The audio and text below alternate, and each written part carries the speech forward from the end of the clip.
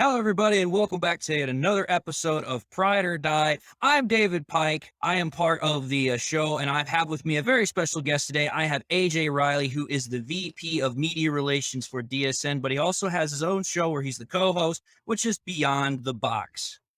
And so I'm just glad to have you here. How's it going today, AJ? It's going well, man. I'm glad we're able to do this. I know Nick is traveling this week, so we needed somebody to fill in. You guys were off last week because you guys were both traveling because you guys apparently are world travelers. So I'm filling in this week, and then hopefully you guys will be back ready to go with more Pride or Die Yeah, next Monday. So yeah, I'm just enjoying that summer vacay and just having some fun. So we're just kind of getting our travels in and having a whole lot of fun for this summer sure, before you guys got winter takes us. you were up here in Michigan, right? From your normal spot in Texas, correct? That is correct. I was in Michigan for about a week. I stayed up in Birch Run, but most of my time I stayed in the Burton Flint area because that's where my family and friends are at. Very nice. Very nice. Yep. So, I mean, let's just get into it today. There's a couple of things worth talking about. So, the first thing I want to talk to you about is we've been seeing a couple of news reports about overrated, underrated players on the Detroit Lions. So, I just figured I'd ask your opinion. If you had an overrated and underrated player on the Lions currently right now, who would they be and why? It's interesting, right? Because when you have a team that went 3-13 last season, it's hard to find somebody that you might think is overrated. Um, however, however, digging through and looking through some things, and I actually really like this guy a lot, and I think that he's going to be a very good player for us. But I was looking at some PFF grades, and they do their ranking system based on their grades. Well, would you believe that according to those rankings, Amon-Ra St. Brown was the 15th best receiver last year? I would believe it, especially based upon the fact that over those last 6 or so weeks, he just caught on fire. For sure he did. And for sure, like, absolutely. Like, I was targeting him in my fantasy league and was trying to make sure that I got him for my playoff push and all that because he was setting the world on fire. But I'm gonna label him as overrated, though I hate to use that term really in the sense that he's only done it once, right? And so if he can continue to build on what he did over those last 6 weeks, if he can continue to do what he was doing and continue to just shoot up, you know, statistical leaderboards and help the team win, putting stats from whatever position on the field he's playing, whether it's, you know, the number one guy, the number two guy, the slot guy, which I think he's actually probably going to thrive a lot better in the slot than he will on the outside. Just my personal opinion. If he can continue to do that, then I would have no problem being like, no, he's not overrated. And I use that term very hesitantly. I hate the black and white of overrated because I really don't think that I think he's a great player and I'm really glad that he's on our team. But I'm a little bit hesitant to say that he's the 15th best wide receiver in all of football right now. That's why I would put him there. That's why I would say, let me see a little bit more from Amon-Ra before I give him that, top 20 in the NFL. No, I get it. I mean, if you're just going based off of the rankings, then yeah, he would fall into that category. But it's like, dude, he was a rookie. He's played for 1 year. Sometimes guys will catch lightning in a bottle and they're good for a year or two, and then they just completely fall off the face of the earth. I get that whole thought process. With And again, I'll agree with you to a certain degree. It's like, listen, I would like to see more before we throw Amon-Ra St. Brown into that top of the echelons for wide receivers. Right. I'll just say this: my overrated player. I know a lot of Lions fans are probably not going to like this, but I think it's Jamal Williams, the running back behind DeAndre Swift. And Interesting. here's the reason why. I love Jamal Williams. I love his energy, his charisma, his leadership. I love all that to the team. But past that, what else does he really do? I mean, last year, just like DeAndre Swift, he was out for a good majority of the games, whether it was with injury or COVID. He's not that prolific of a runner. He does have the ability to run between the tackles and pick up yardage. He had over 600 yards last year. But is he really that dynamic of a player that he could not be easily replaced by, say, a Craig Reynolds, who is directly right behind him, who has much of the same skill set that Jamal Williams has. And so in my mind, it's like, listen, I love Jamal Williams. I love what he does for the team. I love his energy, his vibe. I love all of that. But it's like, listen, when I look at him, I don't necessarily see an irreplaceable player. I don't see a guy that if he was here one day and gone the next, it wouldn't make that much difference. Sure, there would be a lot of guys that'd be a little sad about him leaving because of the vibe he gives to the team, but overall, his talent level, his ability to contribute to the team, that is not irreplaceable. So in my mind, that's why I call him overrated. But why would you call him overrated though? Like, what are people saying that are making you think that they think the world of Jamal Williams? Like, he's a backup running back. So, you know what I'm saying? Like, he's not the best running back in the NFL. He's number No, two no, to no. DeAndre Swift. So why would we consider him overrated? You think he should be lower than Craig Reynolds on the depth chart? Like a Well, depth see, chart only? here's the thing. If you go back to last year, even when DeAndre Swift could play, Jamal Williams was always listed as the starter, even though he, in theory, is the backup to DeAndre Swift. He was starting almost every single game. Now, some people could say that was because DeAndre Swift wasn't fully healthy. They were putting him on a pitch count, so on and so forth. But the thing is, I've also had conversations with people where they're like, oh, well, you could trade Jamal Williams for like a late second rounder or a third rounder. And I'm like, I mean, he's still got value as a running back. Don't get me wrong. But this is a guy that's starting to creep up into the upper 20s, and running backs start losing their, what's the word, effectiveness, their value, so to speak, to teams once they hit that 30 mark. There's very, very few running backs that we have seen ever in the history of the NFL that have been effective after that 30-year-old mark, because at that point, your body just doesn't have the same, same zeal in it, so to speak. You kind of start For sure. slowing down. For sure. And I'm not saying that Jamal Williams doesn't have value or that he is a whatever kind of running back. I'm not even saying that Craig Reynolds should be higher than him on the depth chart. I'm just simply stating that if you look at Jamal Williams and Craig Reynolds example, I think those two you could interchange and you're not going to miss much of a beat, is what I'm saying. I'm saying if Craig Reynolds were to take over for Jamal Williams, was there going to be that much of a drop off? No, not in my opinion, as far as production is concerned, because Craig Reynolds came in last year and he had a 115-yard rushing game and he had an 80 plus rushing game, and that was in total relief mode. If he were to come in and be the secondary running back, I think he'd have the same amount of production as Jamal Williams. And at this point, I don't think he cost as much as Jamal Williams either, because right now Jamal Williams is making what, like 3.5, almost $4 million. Craig Reynolds is not even going to ask for a quarter of that right now because he's a nobody in essence. That's just my thought process. Yeah, it's just looking, statistically though, Jamal and DeAndre, their statistics are identical. Same amount of Yeah. games, nearly the same amount of attempts, 153, 151. Mm-hmm. Swift had 16 more yards, 2 more touchdowns, and only averaged point 0.2 more yards for No, carry. and I know exactly. You're looking at their season statistics for last year, but Right. I will say this. Let me put to you this question: who's the more dynamic and electrifying runner? Is that Swift or is that Williams? Well, I think you got two different styles of running in a way. Mhm. Swift is more of kind of that speed athlete, shifty. He could drop the boom if he needs to, right? I mean, he's I like Swift, and that's actually going to get into the B part of this question for me. But but saying that like their running styles are just, I mean, Jamal Williams is a downhill runner, but he's also Yes. an effective pass catcher. 92% catch rate. He had 26 receptions on 28 targets last year. So I mean, he's effective. He's not catching the ball for many yards. DeAndre Swift is much more dynamic in that regard, which is why he should be, he always should be slotted in number one on the depth chart. Um, Mhm.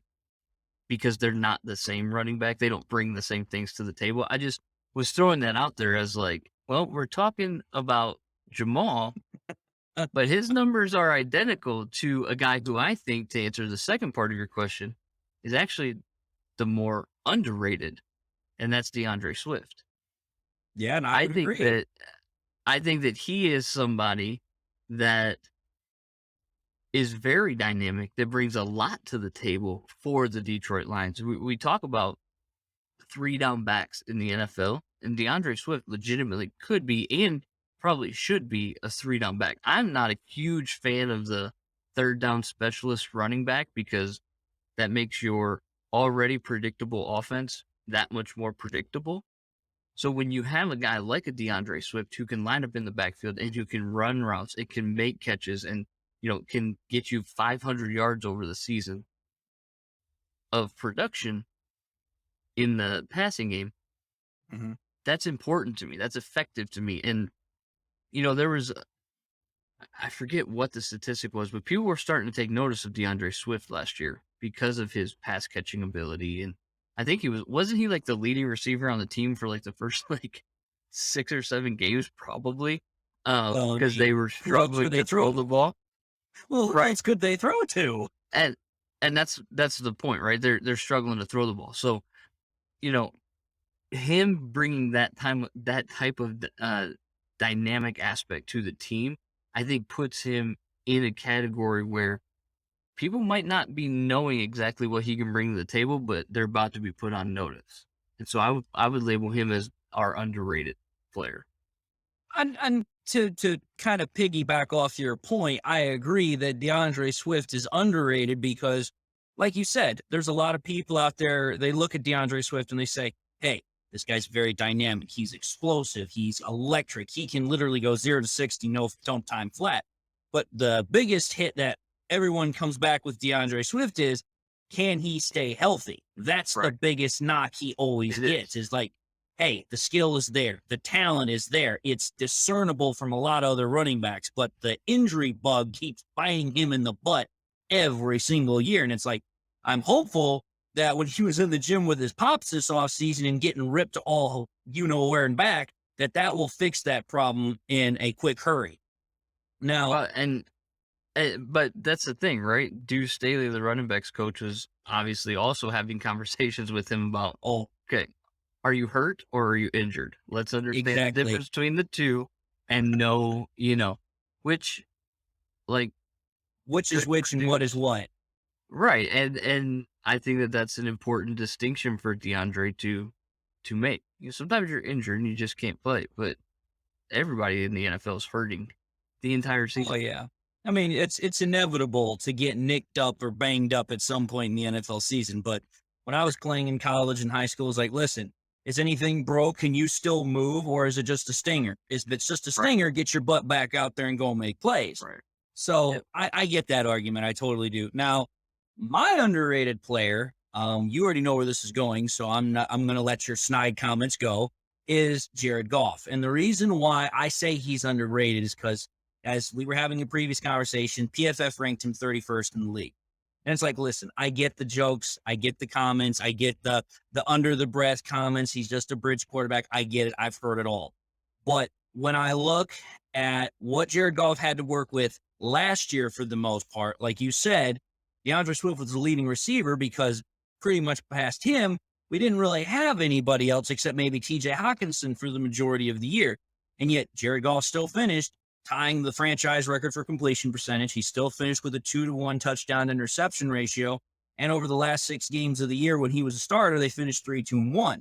So it's like, okay, last year, the talent on this team was just poo-poo. We'll just call it what it was. It was not very good offensively, whether it was because we just didn't have the players or they were injured. But if you take a look now and you fast forward a whole off season, the offensive line, it's fully healthy. It's already getting work. The wide receiver core is night and day difference in terms of talent and depth as from what we had last year.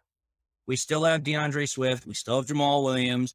Ben Johnson, it actually looks like that he's going to work with Jared Goff rather than in spite of him, like Anthony Lynn kind of did last year with the play calling and design.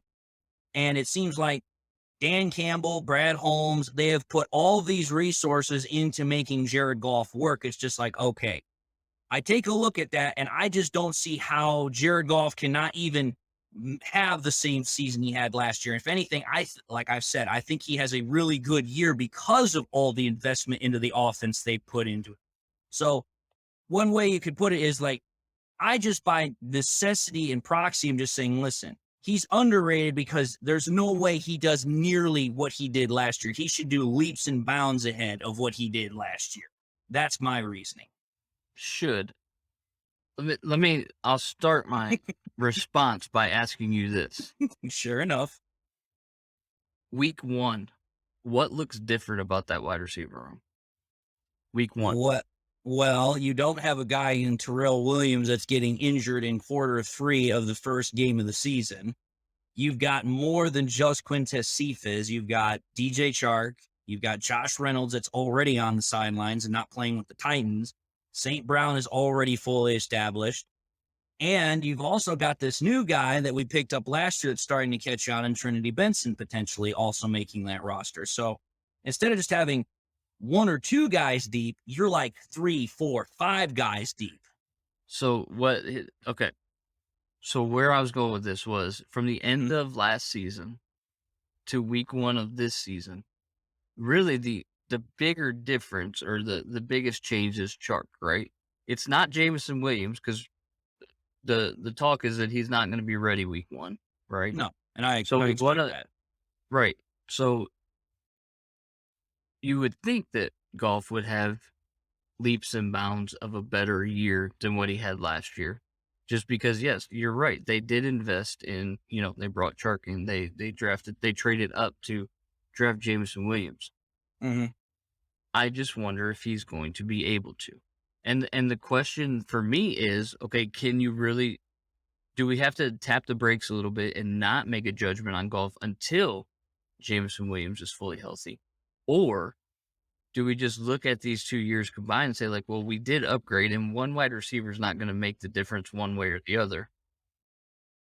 And he just is what he is. Because, like, I seriously question, and I'm not trying to be negative here, I just seriously question his ability to get the ball into the playmaker's hands, especially if he doesn't have a solid run game to play action pass off of and misdirect the defense. Because when he went to the Super Bowl, he had the best running back in the league at the time, which I know from playing quarterback, and I know you know from being a football fan and analyst and all the time that you spent. Running games open up your passing game in the same way that a passing game can also open up your running game. So I just wonder, since he hasn't had Todd Gurley, he's not been that same quarterback. I wonder if he can do it. I'm just putting a question mark on it. That's the only thing. I'm not going to say that I don't think he's a savior of the franchise. I will go on record and say that, but I also will tap the brakes a little bit and be like, okay, we'll see. We'll see.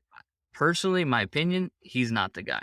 They need to move on, like, with a younger quarterback, because the rebuild is going to take longer than Jared Goff has. Well, I'll say this. It's a fair question to ask. It truly is, because at the end of the day, the NFL is a prove it league. The NFL is show me what you can do, not tell me what you can do. And here's the thing. You do bring up a valid point. In 2018, when they went to the Super Bowl, Todd Gurley was the best running back in the league at the time. And I will say this, that whole game against the Patriots, there was a lot more going on in the background there than just, oh, well, Goff just had a bad game. Well, the running game couldn't get going because Todd Gurley was still dealing with an injury. There were wide receivers that were having problems getting open, dropping passes. The Patriots defense, for whatever reason, just completely shut down the prolific offense of the Rams. There was a bunch of other things going on. Was it Goff's best game? Absolutely not. But I do understand the question you're bringing up of, okay, let's tap the brakes a little bit and let's just ask the question. I get that. I will say this, to go back to your DeAndre Swift question, or your statement, I should say. Should he stay healthy? Should he find a way for that light bulb to just click on and find a way to stay healthy? Kind of like what Matthew Stafford did the first 2 or 3 years he was in the league. He couldn't stay healthy. And then over the last 10, 11 years, he's turned into the Iron Man of the league. Like, he hardly if ever comes out of games. If he should somehow find that ability and become that more of a 3-down back that is so dynamic that we expect him to be, then I think the answer leans more towards, yes, Goff can do that because, as you said, having a 3 down back, you can disguise and you can overlook a lot of what teams are looking at as, oh, well, this is a passing situation, this is a running situation, so on and so forth. But I also think while Goff does work well in play action, he does also have the ability to work well out of other sets and other schemes within certain offenses. Again, we'll have to see what happens, but I'll say this, and just to kind of go with your point here, is that this is the year for Jared Goff, as a lot of people are saying, is the put up or shut up here. If he can put it up, if he can actually say, listen, now that I've got the supporting cast, now that I have all the players around me and I can put it up there, then this conversation is completely different. If he doesn't, then it's like, okay, fine. We can close the chapter, close the book on Jared Goff, and as you said, go out and find a younger quarterback because again, the drafting cycles, there's always going to be at least one or two quarterbacks every year you could possibly go after.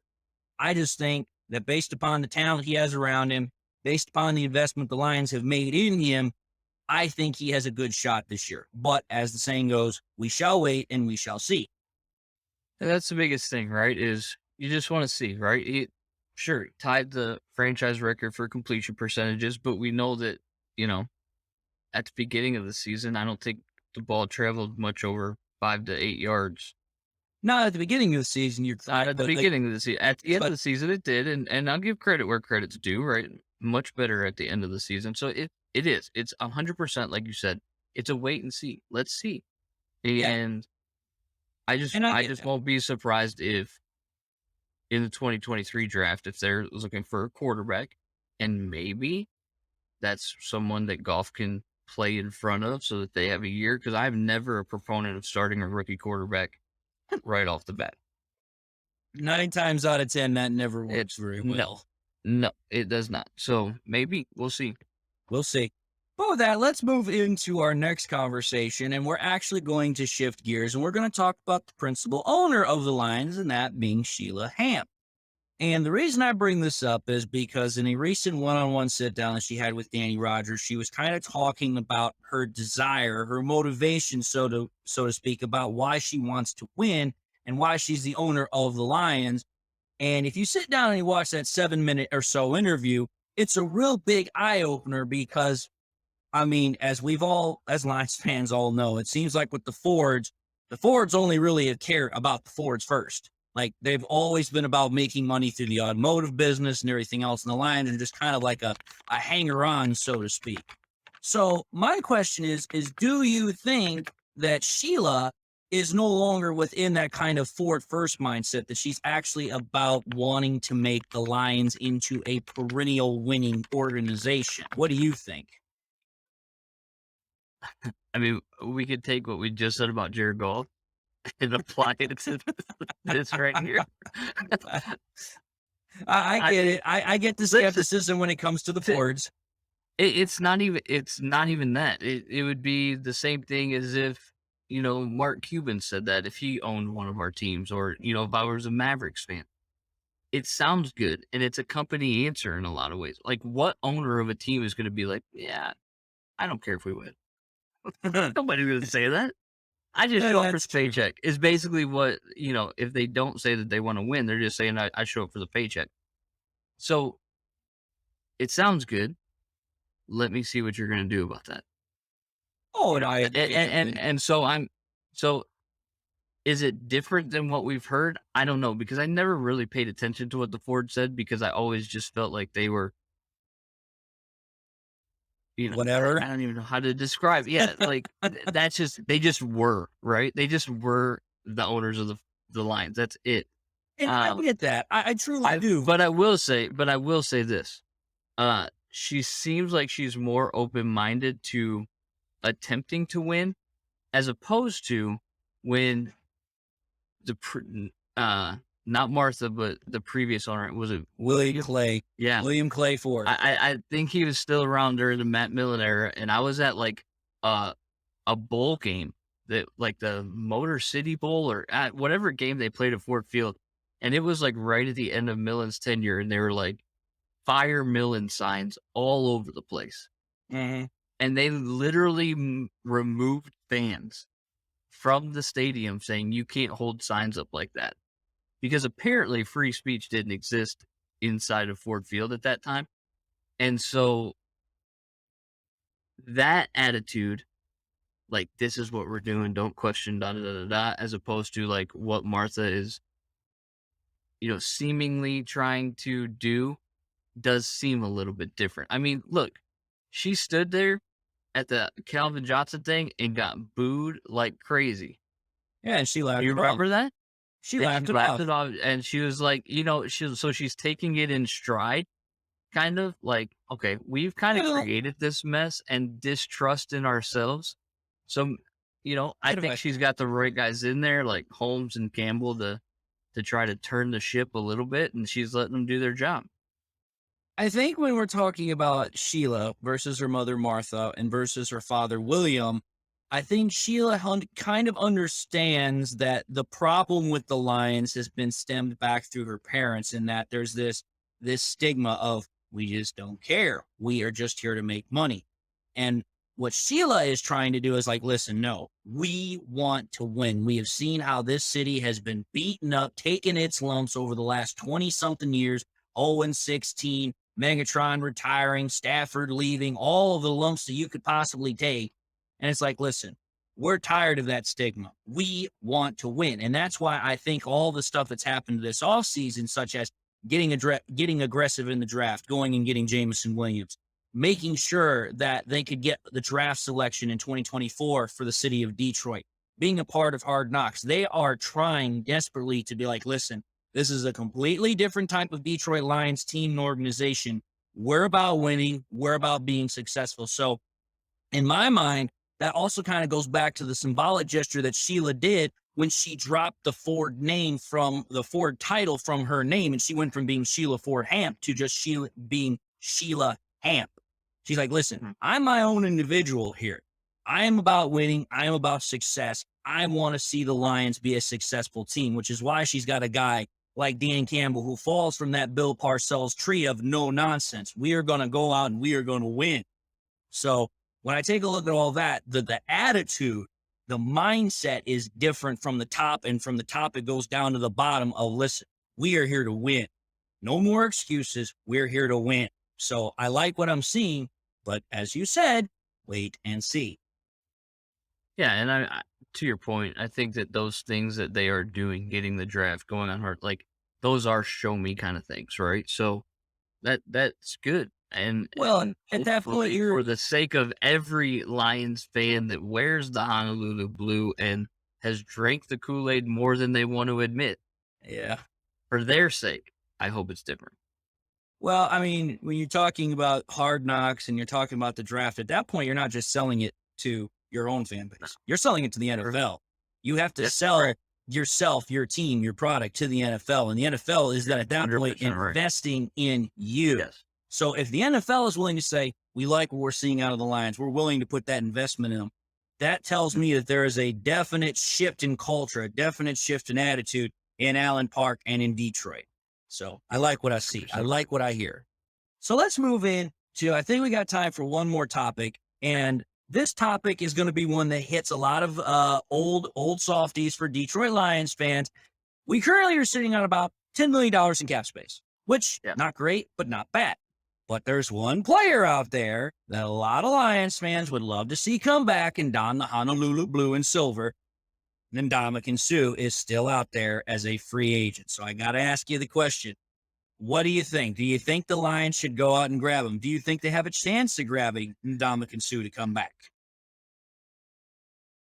Man. Listen, I'll be the first to admit, like, the player that Sue was and the type of defenses that he anchored are the type of defenses that we need in Detroit. And when he was doing all of his stuff here in Detroit, I loved it, actually. And the reason why I loved it, not for the fact that, like, he's stomping on players' arms and stuff like that, which truthfully, like, at one point he tripped over the guy and stepped on it like it wasn't blatant. You could tell it wasn't blatant, but still got the flag because of the reputation. I get all that. But I kept saying, this is the type of player we need in Detroit because we need the bad boys. The Pistons had their run with the bad boys. The Lions, if they want to shift culture, that's how the Pistons shifted it back in the early 90s. Why shouldn't the Lions just come out there with all the swagger? Like, if you want to beat us, you got to take our lunch too. And they couldn't with Ndomukong Suh. Would I love to see that back? I actually would. And do I think the Lions should do it? Man, I don't know. I mean, he could be a good interior defensive lineman. He could be the type of guy that can kind of show Pascal, right? Or Pascal the ropes. Can kind of bring, mentor, even though you might not want him to mentor too much, like your younger defensive players that you brought into the draft. The question is, do they have a chance? And correct me if I'm wrong. Maybe my memory is like deceiving me, but I don't remember it ending very well. And You talking I about the relationship with Sue and the Lions? right, yeah, The way I remember it, and again, my memory could be a little bit fuzzy here because it was so many years ago. At the time, the Lions were having cap issues because they were trying to retain a lot of high need players. Sue was one of them at the time. And Sue was not only looking for the money, he was looking for the large media market. And that was part of the problem because Detroit's just not a large media market, not like Miami or New York or Los Angeles. Those places have huge media buys and huge media markets. So I believe at the time the Lions offered him a contract, but it just wasn't, number one, as lucrative as what Miami was going to offer him. And the market buy just wasn't as big as what it would have been in Miami. So I don't think the relationship itself with the Lions was a tenuous one. I just think Sue just was like, listen, I'm making a business decision here. I want to make sure I get my money and I want to make sure I have something to invest in the future. And obviously, at the same time, a couple of years later down the road, and he went to play with the Bucks, he got a Super Bowl ring. So at this point, what is Ndomukong Suh's motivation? Well, you could say it's to go and get another Super Bowl win, which is probably why he's still sitting on the free agent market, maybe. Or he's just looking to get another decent paycheck. He's looking for the money. Now, here's the thing: $10 million that dollars way, man. $10 million is nothing to sneeze at as far as salary cap because you could still give a lucrative contract with that much cap space. The question is if Brad Holmes is going to be willing to dole out that last little bit to go and get him. I am inclined to believe not because Brad Holmes is a tactician that likes to play chess with other GMs. He's like playing 2 or 3 moves ahead of everybody. So I would love to see Sue come back because you're right. I would love that tenacity, that ferociousness he had, and translate that to our defensive line. But at the same time, when I take a look at our young guys, such as Josh Pascal, Levi Onwuzurike, Aiden Hutchinson, I'm not saying I see that same level of Sue tenacity, but these guys are still very tenacious. They're still very ferocious. They want to prove themselves. So would it be nice to see Sue come back? Yes, it would. But is it necessary? Is it something that we should bank our hopes on? Absolutely No. not. Well, and here's the thing, though, right? Sue is probably very much a Dan Campbell type player. Oh, he So said he you loved think playing for Dan Campbell in Miami. He said that was his favorite coach. so? I mean, maybe. Listen, I'm not trying to get hopes up. I I hadn't even honestly thought about it until we started talking about this show. Um, but look, I'm always for people returning back to their roots to end their careers. I also dabble with some Tiger stuff here at Detroit Sports Nation, and there's nothing more that I hope and wish and pray for every day than that Justin Verlander next year signs with the Tigers to end his career with Detroit. But so I'm always for that. Do I think it's a very high probability? No, I don't. But it would be cool. I always liked Sue. Always Yeah, liked the way he played. it'd be amazing if he would come back. But again, beggars can't be choosers. So I don't think it would happen, but it's nice to have a pipe dream. It's nice to have a fairy tale ending. Yep. But all right, folks, we have reached the end of our allotted time for the day. So I'm just going to say thank you for watching yet another episode of Pride or Die with my special guest, AJ Reilly. Make sure to tune into his show Beyond the Box, where he co-hosts. So With that, folks, we will see you at our next allotted time next week. And until then, ride or die. Man on a mission, I'ma get it. You know I be on a what?